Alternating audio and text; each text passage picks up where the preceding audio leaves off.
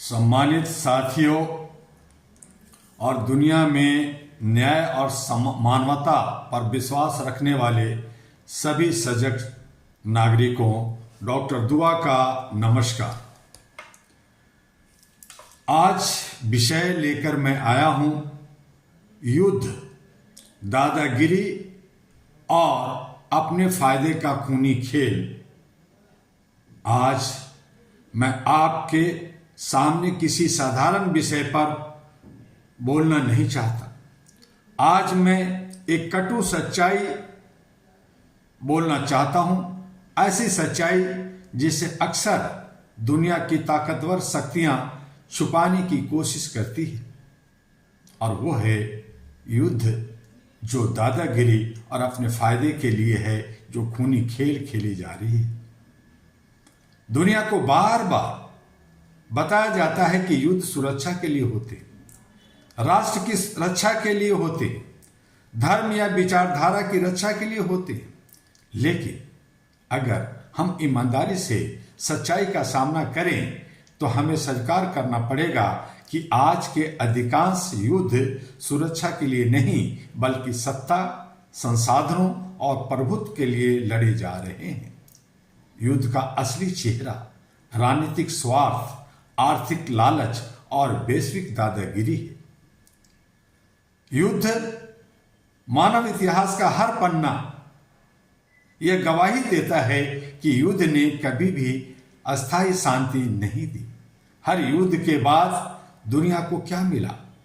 लाखों कब्रें, बर्बाद शहर, भूखे और बेघर लोग और पीढ़ियों तक चलने वाला दर्द। जब एक मिसाइल किसी शहर पर गिरती है तो वह केवल दीवारें नहीं तोड़ती, वह एक सभ्यता की आत्मा को घायल कर देती है। आज भी दुनिया में कई जगह युद्ध की आग में जल रही है। रूस यूक्रेन युद्ध वर्षों से चल रहा है, 5 साल हो गए हैं। इजराइल फिलिस्तीन संघर्ष में खून की धारा बह रही है।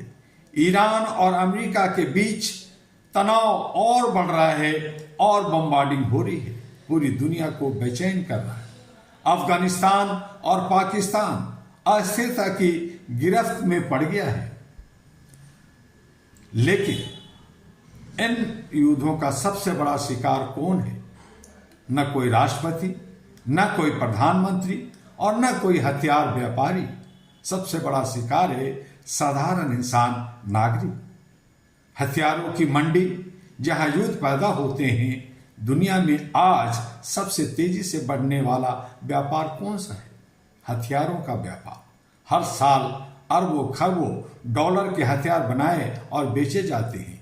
और यह एक भयानक सच है कि जो देश दुनिया को शांति का उपदेश देते हैं, वही देश दुनिया के सबसे बड़े हथियार विक्रेता भी हैं।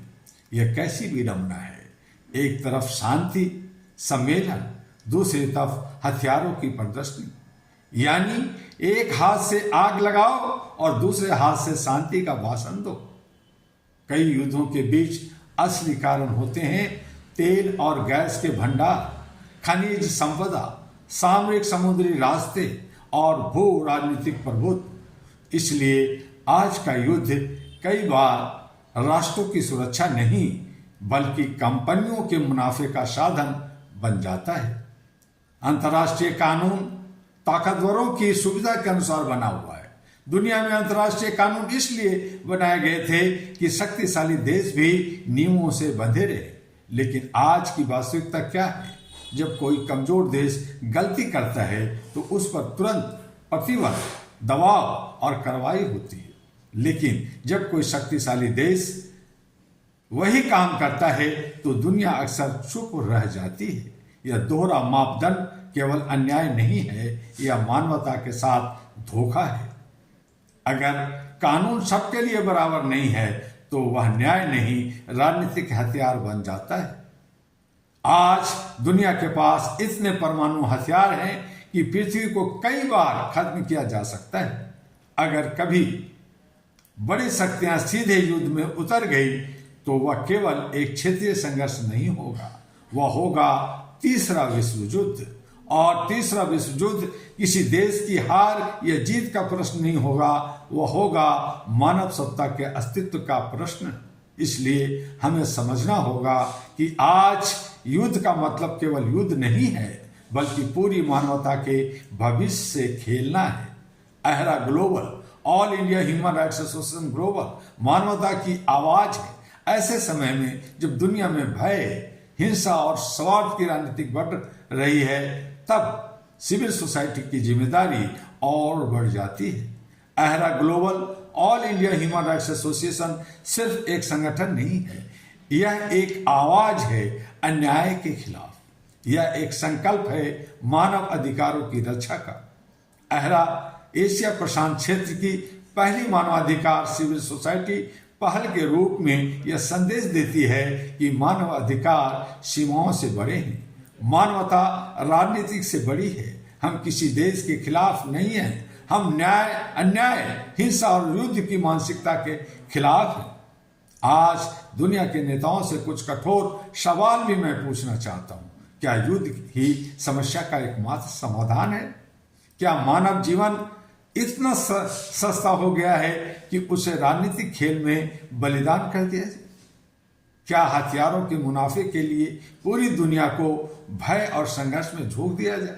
अगर दुनिया सच में सब है तो उसे यह साबित करना होगा कि सांसद, संवाद, न्याय और सहयोग ही भविष्य का रास्ता है। दोस्तों, इतिहास ने हमें बहुत कुछ सिखाया है, लेकिन अगर हम अभी भी युद्ध के रास्ते पर चलते रहे तो शायद भविष्य की पीढ़ियां हमें माफ नहीं करेगी। सच्ची शक्ति टैंकों में, बमों में नहीं होती। सच्ची शक्ति मिसाइलों में नहीं होती। सच्ची शक्ति होती है न्याय में, मानवता में और शांति में। आज हमें यह संकल्प लेना होगा कि हम दुनिया को यह संदेश देंगे, इंसानियत सबसे बड़ा धर्म है, शांति सबसे बड़ी जीत है और मानव अधिकार सबसे बड़ी जिम्मेदारी है। इसी विश्वास के साथ अहरा ग्लोबल मानवता की इस आवाज को दुनिया के हर कोने तक पहुंचाने का संकल्प लेता है। और जय मानवता, जय शांति के साथ, जय अहरा के साथ धन्यवाद आपको डॉक्टर दुआ करता है। और अंत में एक ही भी विनती है कि HRTV अहरा को लाइक, सब्सक्राइब, फॉरवर्ड जरूर कीजिए। AG अहरा जो अहरा ग्लोबल है, जो सभी सोशल मीडिया पे है, आप उसे लाइक, सब्सक्राइब, फॉरवर्ड अपना व्यू देना ना भूलिए, ताकि मैं आपको समय समय पर जो भी वस्तु स्थिति बनती है देश विदेश में, उस पर आपसे बात कर सकूं, आपको मैसेज पहुंचा सकूं और जो लोग नहीं जानते वो जान सकें। आप बुद्धिजीवी हैं, आपको मालूम है, लेकिन अन्य लोगों को नहीं मालूम है। आइए अहरा की सदस्यता ग्रहण कीजिए।